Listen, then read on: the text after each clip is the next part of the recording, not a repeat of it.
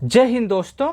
आज की इस वीडियो में मैं आप सभी से बात करूंगा आरआरबी एएलपी सीबीटी 1 के कट ऑफ के विषय में कि इस बार आप सभी का सीबीटी 1 का कट ऑफ कितना जाएगा, आपका स्कोर कितना हो तो आप सभी लोग सीबीटी 2 की तैयारी कर सकते हैं। उसके साथ साथ आपके इस पूरे एग्जाम में पर सीट कंपटीशन कितना है, कितने बच्चों ने एग्जाम दिया है, कितने बच्चों ने एग्जाम स्किप किया है, पेपर का लेवल क्या है, और इन सभी को एनालिसिस करने के बाद आप सभी का कैटेगरी वाइज कट ऑफ कितना जा रहा है, आपका कितना स्कोर हो तो आप सीबीटी 2 की तैयारी कर सकते हैं। आज के इस वीडियो में मैं इन सभी टॉपिक के विषय में आप सबसे बात करूंगा। मैं उम्मीद करता हूं कि आप सभी लोग इस वीडियो को लास्ट तक अवश्य देखेंगे।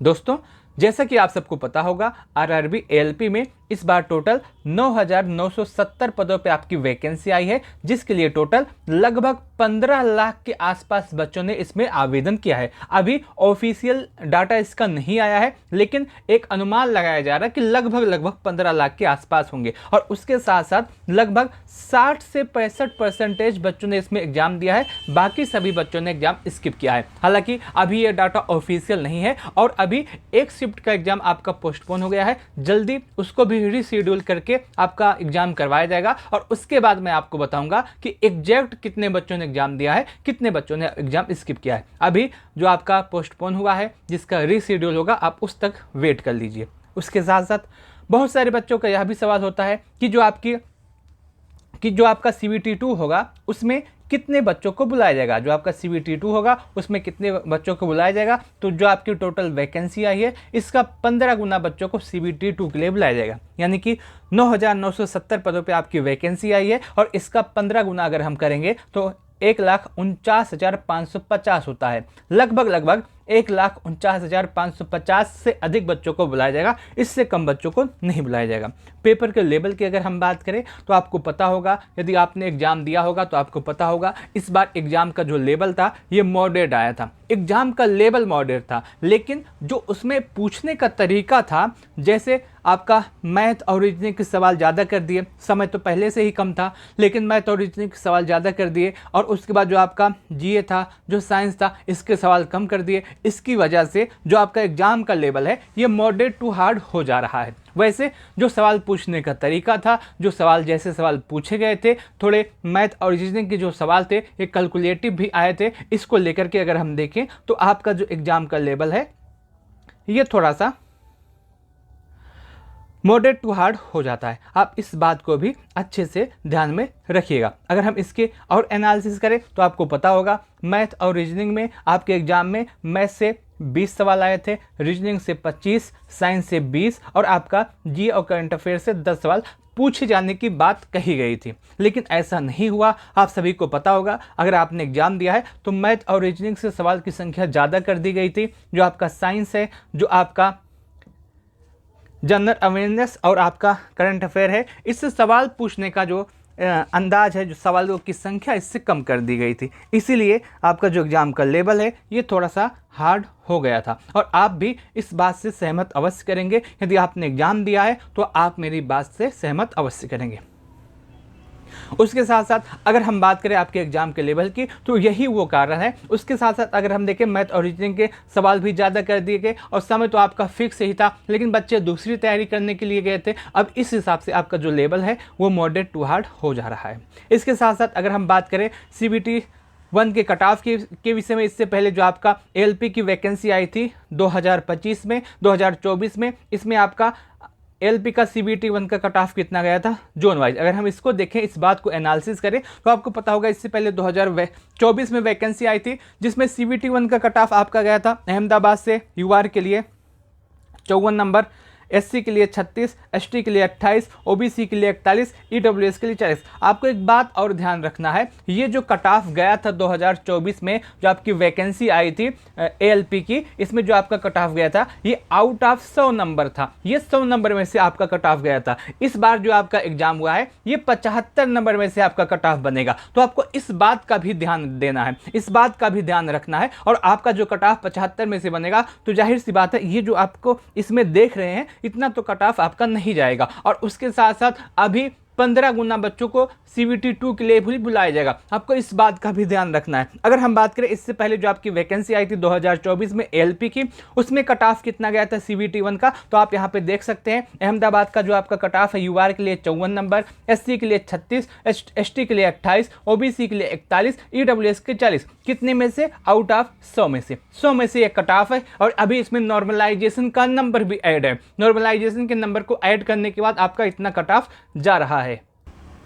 अजमेर की अगर हम बात करें तो UR का 54 नंबर, SC का 36, ST का 27, OBC का 39 और EWS का 40 नंबर गया था। बेंगलुरु की बात करें तो यहाँ पे UR का 58, SC का 42, ST का 31, OBC का 47, EWS का 40। भोपाल का UR का 45, SC का 31, ST का 27, OBC का 38, EWS का 40।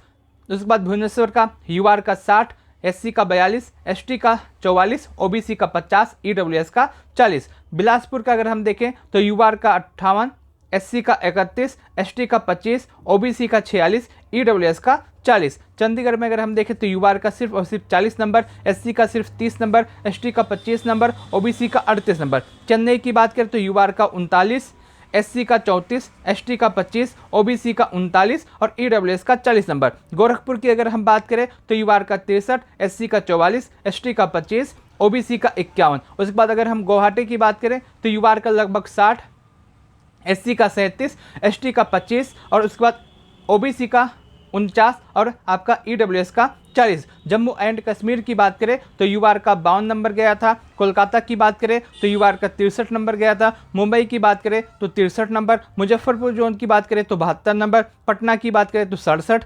उसके बाद गुवाहाटी की बात करें तो 63, जम्मू श्रीनगर की बात करें 57, कोलकाता की बात करें 63, मालदा की बात करें तो UR का 63, मुंबई की बात करें तो UR का 57, प्रयाग की बात करें तो लगभग आपका 60, रांची की बात करें तो 61 और सिकंदराबाद की बात करें तो 56। और उसके बाद जो आपका कट ऑफ है लगभग आप एक बात देख पा रहे होंगे कि आपका जो कट ऑफ है 50 और 60 के आसपास रहा है। आपका जो पूरा कट ऑफ 50 और 60 के आसपास रहा है। और जो आपके ST की वैकेंसी आई थी इसमें भी अगर आप देखेंगे तो 25 से 30 के बीच में आपका कट ऑफ रहा है। जो EWS की वैकेंसी आई थी इसमें भी अगर आप देखेंगे तो एक हिसाब से 40 के आसपास आपका कट ऑफ रहा है। और जो OBC की वैकेंसी आई थी ये आपका 40 से लेकर के 50 के बीच में ही आपका कट ऑफ रहा है। आप इस बात को ध्यान दे रहे होंगे। और आपको यह भी ध्यान देखना है कि ये जो वैकेंसी थी 2024 की, ये 100 नंबर में से आपका कट ऑफ बना है। इसमें नॉर्मलाइजेशन का भी नंबर ऐड है, तब जाकर के आपका कट ऑफ इतना गया है। सवाल ये आता है, आपके मन में सवाल ये होगा, हमारी वैकेंसी इसमें 75 नंबर है, 75 नंबर में से कितना स्कोर हो तो हमारा सिलेक्शन हो सकता है?